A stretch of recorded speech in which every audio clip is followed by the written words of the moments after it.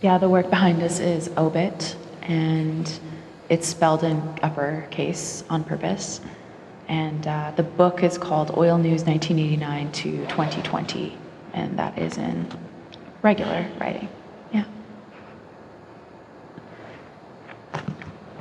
And can you say a little bit about how this work came into being, where like the kind of seeds of it started? Yeah, sure. I knew that at the time, the one-woman collective oil research group, of course, cheekily, because I've been collaborating with quite a few people, I knew that I wanted to somehow work with data on and about oil. And I approached Sam to see, like, the main question was, hey, can we scrape the internet for oil? Like, can we just, maybe I use that word or not, I'm not sure, but can we siphon off this data somehow? And he was like, yeah, I knew I wanted to work with him in a collaborative capacity and not just a technical one. And pretty much from there, having had a residency a few months prior with Sonic Acts, and you as the curator, Margarita, and so many of the conversations that had happened in terms of, viewpoints around time, around oil and gas.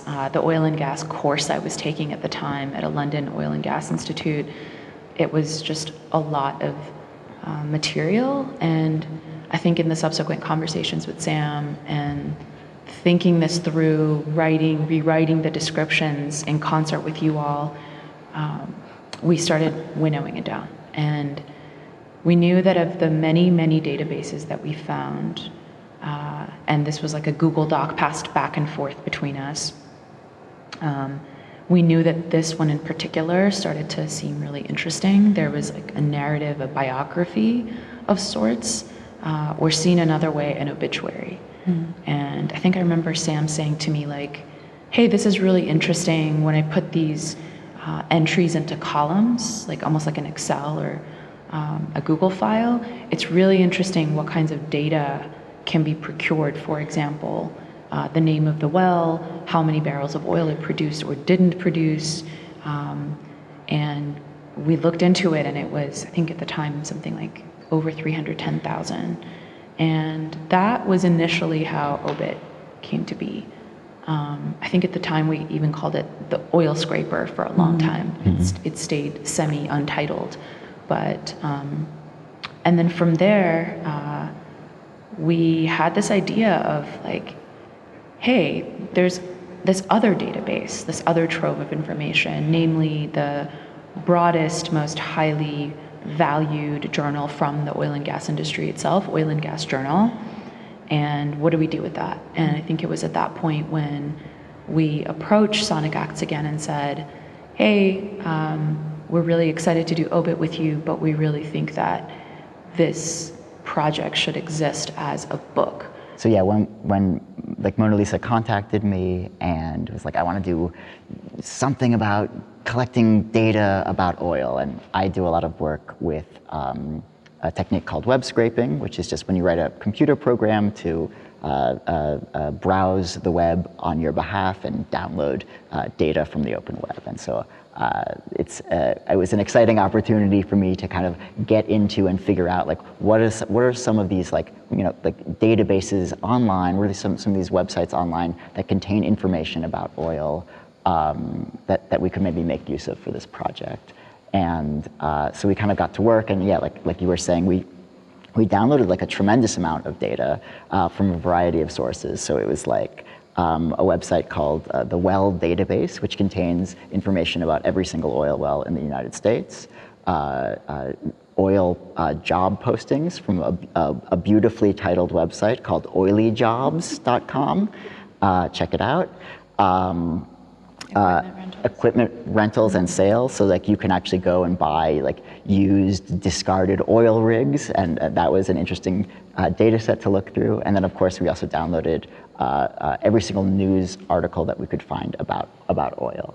And sort of from these different data sources, we started to think, well, what is the actual like project that we want to make with this, right? And so OBIT behind us is a filtered list of oil wells from welldatabase.com, and it's just the wells that have been plugged and abandoned. They're listed chronologically by the date that they were created. You can see when they opened, who made them, where they're located, when they died, right, or when they were plugged and abandoned, and also what they produced. In many cases, what they produced is nothing. Mm-hmm. One of the things I was learning at this Oil and Gas Institute, which is basically more or less from the point of view of I almost said Exxon, but the oil companies themselves, is that you really only need about a 10% probability to start speculating. And so I was quite astonished at that number, and connecting it to this, 0 barrels of oil produced, and knowing what it takes to speculate, to create all of the infrastructure around drilling, whether that is on land, whether obviously in our case on land, but in the Gulf of Mexico, for example, in hydropower or drilling in water. I thought 10% was kind of a stunning number.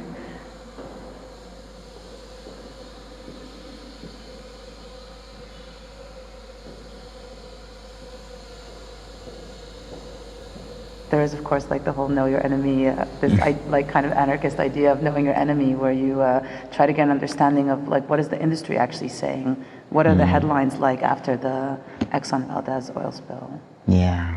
That's a really good entryway for me to say that the way the Oil Research Group actually started was a family member of mine who works in the oil industry, to whom I said, I'm starting a one-woman collective to look at oil, and he said, it's really important for you to test your assumptions about oil.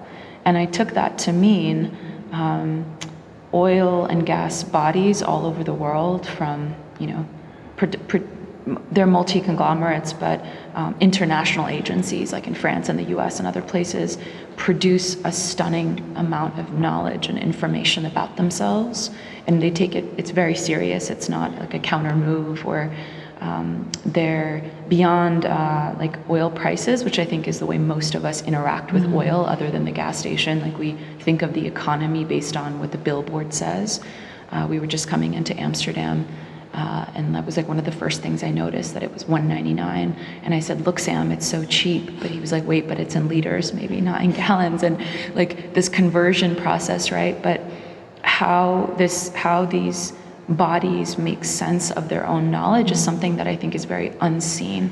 Like, this sort of fugitive data is where the two of us, and the way that we sort of see this stuff, the two of us ended up working, I think, quite well together. Like, we brought obviously different skill sets, obviously different maybe points of entry or starting points, but it was really astonishing to allow these works, or the data within the datum, to disclose themselves and maybe stand back a bit and think a little bit more about structure, think about form, whether that was working with Farah Fayyad, our book designer, handpicked and really aligned with the way that we think about, I guess, a kind of aesthetic and political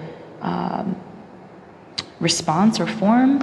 And for example, her wanting to push the extremity of the book and not do a table of contents, not do a colophon, or to have the book really be a cover, a front cover, a back cover, and then the oil data in the center, that there is not this sort of editorial intervention inside of it. And those subtleties, I think, made a difference. I actually have another little thing I wanted to mention about the data that occurred to me just now while we were talking about it.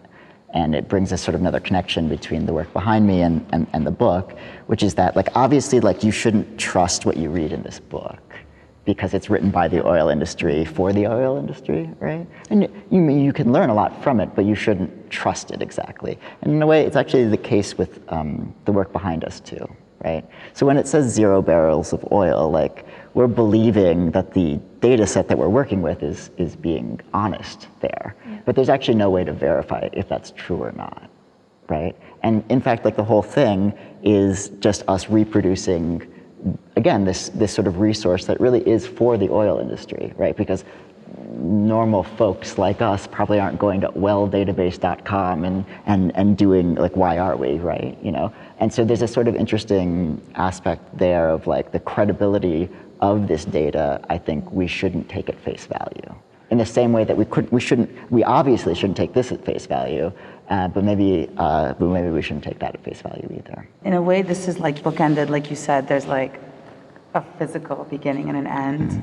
And this is also bookended in the sense that we know that it's going to end at like 305,065. But can you say a bit about like at which point we are kind of entering into this work? And also there's, which we forgot to mention, I think there's a kind of parallel work to this, which is online, that's also running simultaneously with this piece. Sure, yeah. So I mean, the OBIT will just go forever. It'll run through all of the entries, and then it'll start, back at the top, right? So in a kind of never-ending cycle of showing us all the data that we've collected so far. You could also imagine another iteration of this project where we continually update the data set, and so it really does just kind of go forever, right? Which might be fun for us to think about. But in order to make it so if you look at this piece and then you also bring up your phone and go to obit.sonicax.com, you'll see the same thing actually, and both of them are kind of synced together so that you can enjoy it. You can enjoy it at your own, in bed or wherever you want to enjoy it, right? And in order to get this syncing to happen, we started, and this is always a little complicated to explain, so maybe it will be nonsensical, but I'll just give it a shot anyway. We started the timeline again at the moment of the Exxon Valdez disaster. So you could imagine that the scroll here is starting exactly then and then cycling from then. I think we favored synchrony in some way between the installation, the book, and the simulcast on the website that you all enabled. And some of it is maybe just things that Sam and I know, or maybe what we know with you.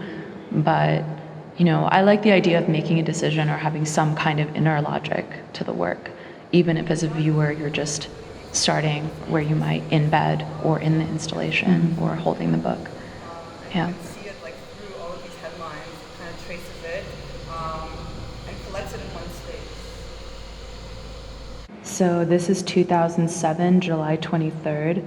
Computer-aided lean management, it's called CALM, uses software for the optimization of profitability under uncertainty. That's really interesting. I have no idea what that has to do with oil, but I'm really intrigued. On the same day, July 23rd, 2007, U.S. drilling activity dipped slightly from a 21-year high with a net loss of 1 rotary rig and 1,790 still working, Baker Hughes Inc. reported.